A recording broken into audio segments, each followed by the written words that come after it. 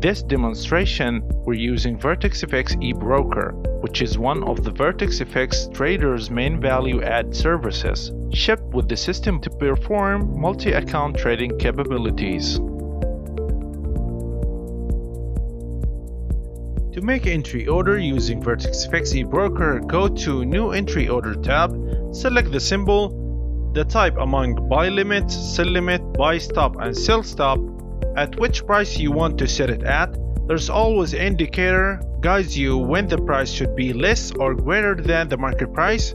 If you want to configure stop loss or take profit, you can set it where the indicator is this time in correlation with the entry price you are configuring.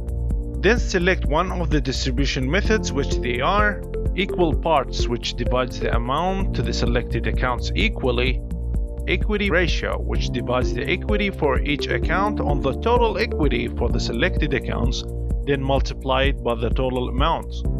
Buy margin ratio, which divides the margin for each account on the total margin for the selected accounts, then multiplied by the total amount.